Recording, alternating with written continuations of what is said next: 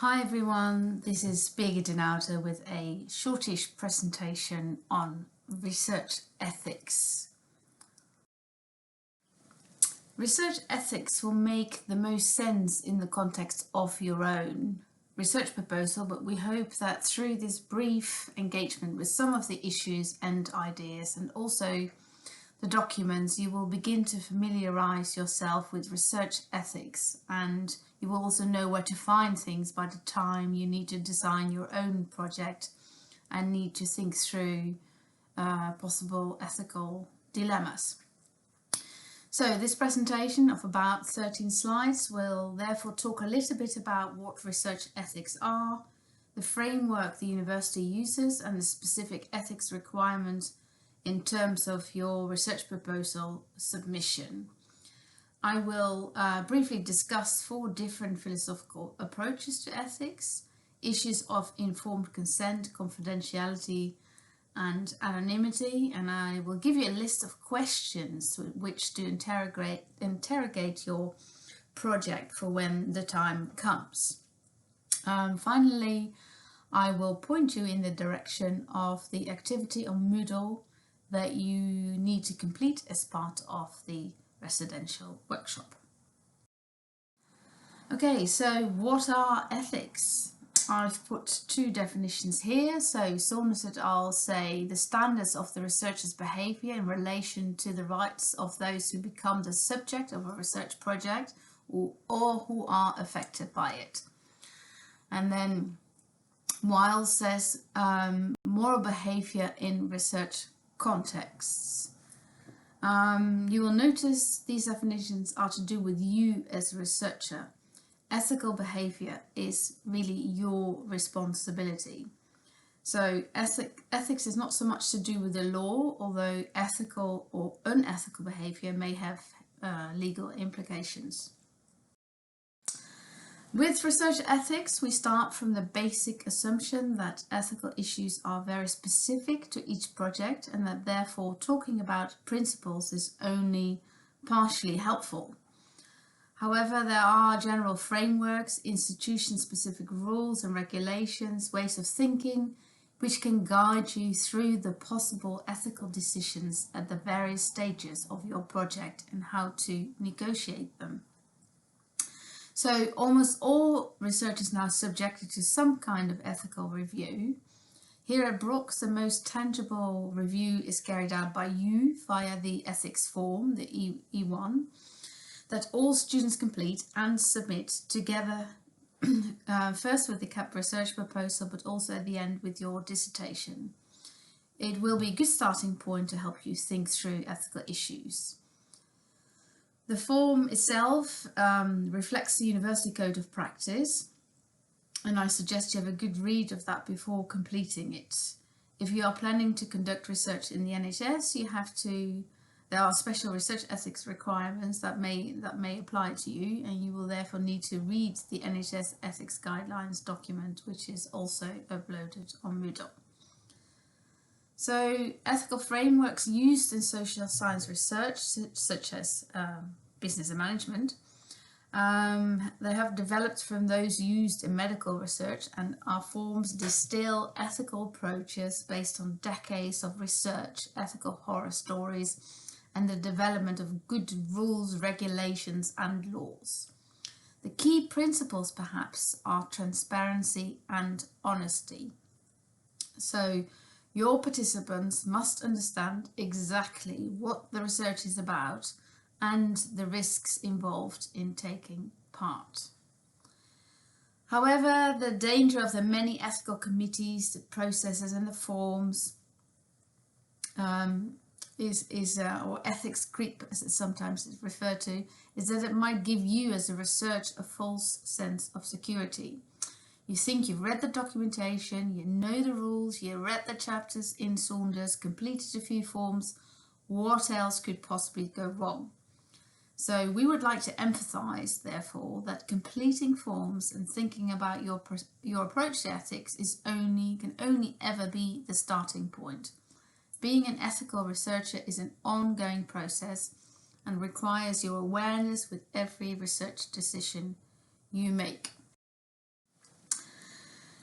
There is something particularly challenging for you as MBA students in relation to research ethics. Most of you will be doing your research projects in and or for the organizations that also employ you. For you, it's therefore extra important to think through the ethical conundrums so that you protect your participants, the organization, but also yourself. So why not make sure your project is a win-win for all stakeholders? Often the way our students design their projects creates the ethical dilemmas.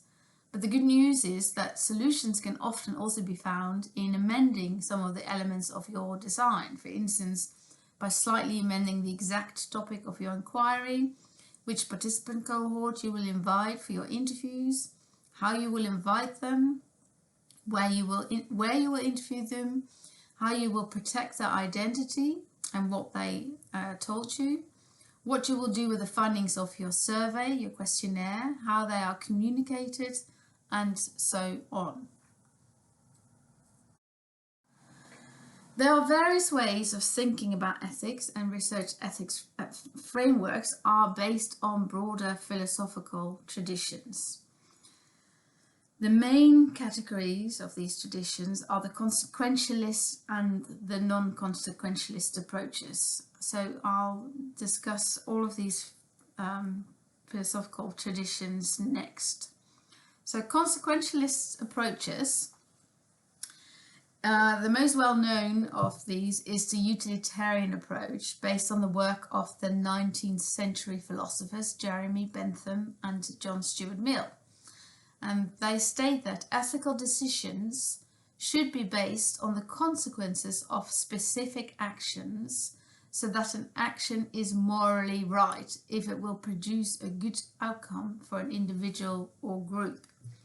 So the more good consequences that result from the act, the better or more right is the actual act. But no act is seen as inherently wrong.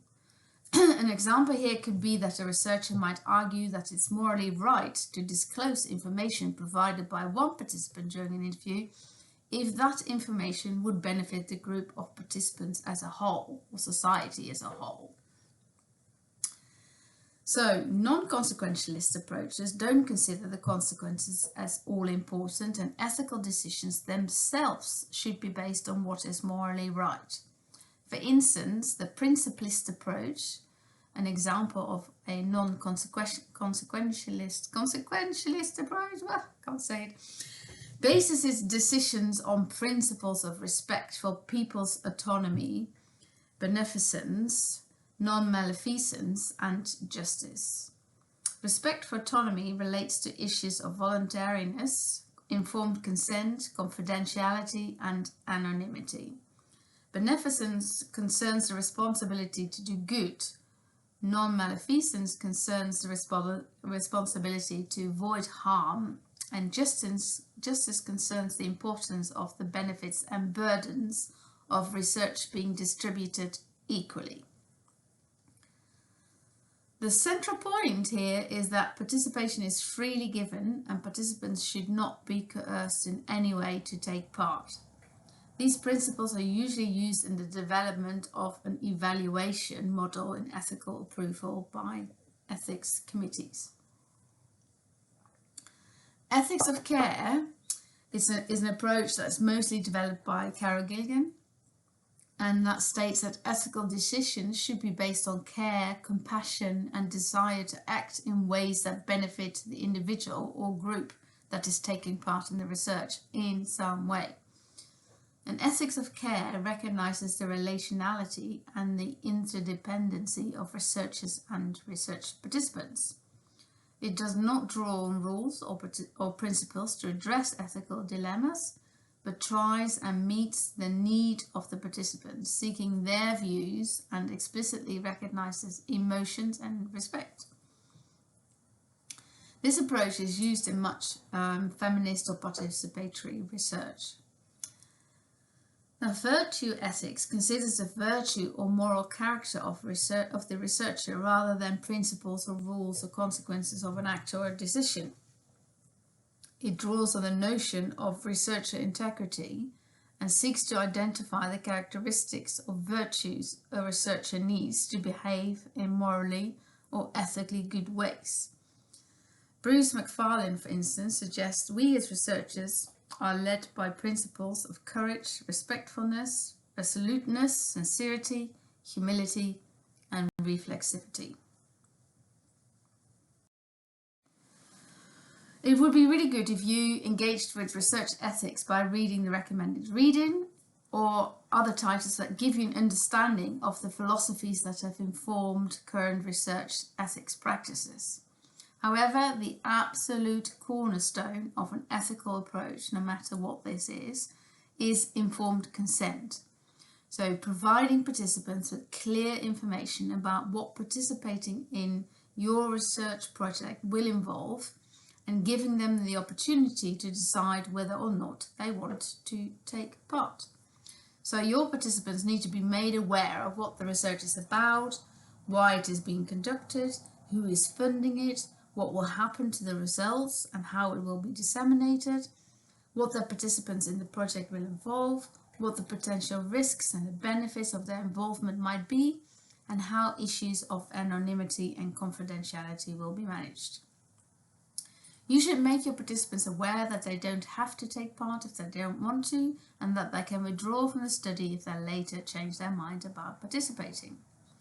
So on Moodle, for this particular session, you will find some exemplars of participant information sheets and consent forms. Is confidentiality and anonymity always possible? It's tricky in qualitative research, especially when you are doing research within physical boundaries, such as the building of your organization. People will know about your research, and it may be difficult not to convey who is or isn't taking part. So if anonymity is not strictly possible, how will you mitigate possible negative effects? You will need to think about this. In qualitative research, it is better to speak of de-identification because it's not anonymous, as you as researcher will know who the participants are. One of the ways you could protect your participants is by using pseudonyms, and this would include using pseudonyms for the organization or the organization's clients. But in addition, you may need to de-identify particulars that could identify your participants, especially when you are using quotes in any writing based on your project. If your project is, for instance, on incident reporting systems in a laboratory, and you are conducting 10 interviews with scientists of a possible research population of 15, and 4 are women, pseudonyms might not be enough. You will need to think of other ways to protect your female participant.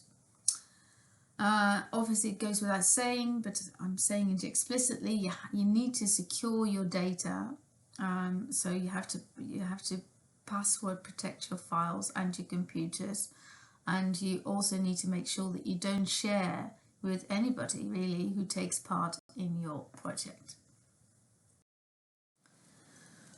The E1 form is the form you need to complete for an initial review, and which you will need to submit together with your proposal. We mentioned this above.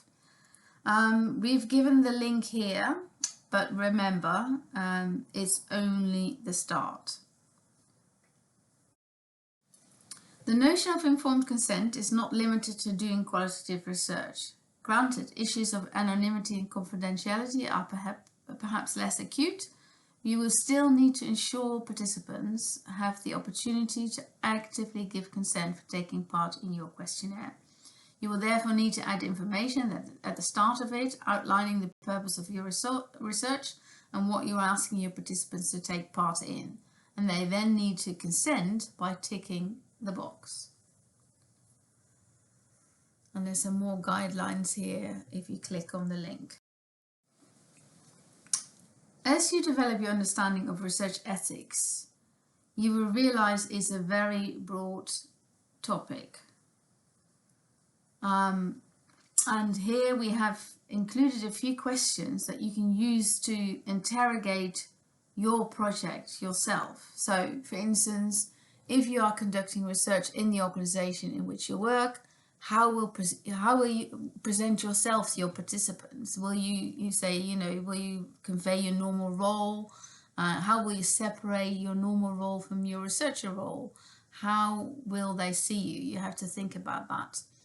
Then who is the gatekeeper of your project? Who will absolutely need to give permission?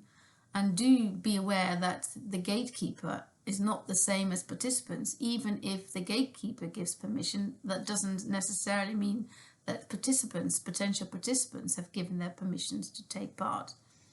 If you're doing interviews or focus groups, where will these be held? If they are held at the organization, you have to be careful with that, because that may feel less secure, less safe for your participants. Is there a dependency relationship in any way between you and your participants? This is usually an ethical no-no, so do bear that in mind if you want to interview people.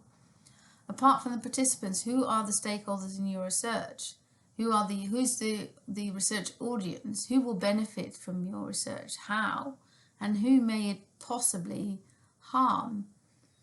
Is there a reputational risk to the organization linked to your project? How could you mitigate? How could you minimize the risk of identification of the organization, the participants, and all their clients?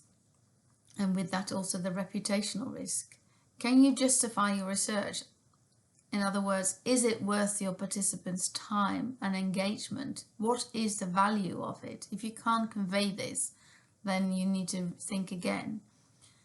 Have you checked that the risks involved in participation are likely to be acceptable to those taking part? So both the individual participants and the organization. Have you considered the effects on participants of the way in which you use, analyze, and report data? These are all very important questions. So, as you will have understood, there are so many things to think about. Ethical issues can relate to the research design, the data, the presentation of findings, and your own stance, but most likely they are to do with what you are asking your participants to do. And so it is about preempting and imagining possible areas of emotion or tension or conflict in the process of doing your research. And the best way of doing this thoroughly is right from the beginning, and be very reflexive about your research process and the decisions you make, perhaps through keeping a diary. And a diary will also really help with dissertation writing later on too, so it's always a good practice to do that. Most projects will have some ethical issues at various stages of the research. It is absolutely best to acknowledge them so that they can be addressed. But please do try not to hide any possible conflicts, because hiding them won't make them go away. And sometimes ethical issues might not even need to be resolved, but you need to show that you're aware of them and you have tried to mitigate their effects in some way.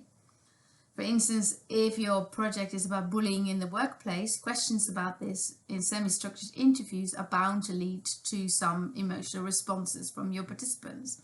And by preempting emotion in your interviews, you can adopt a number of strategies. For instance, you can think through your own possible reactions in response, or by framing your conversation at the start of it in such a way that the participant won't experience their emotions as problematic, because they trust you as researcher and they trust the purpose of the research project, and so they might feel that they are contributing to resolve in some way. We absolutely expect you to write about ethical issues that you encountered in your dissertations in relation to principles of your chosen ethical approach. So again, having a research diary in which you made notes of what happened might help you later on with the dissertation writing process.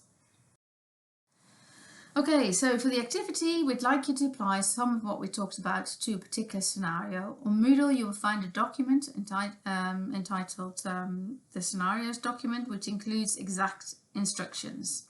And you are to choose a scenario out of the 3 that are available, identify ethical dilemmas, and think of possible solutions to mitigate any negative effects. And then you are to post the outcome onto the discussion forum. So good luck and thank you for listening. Here are the references.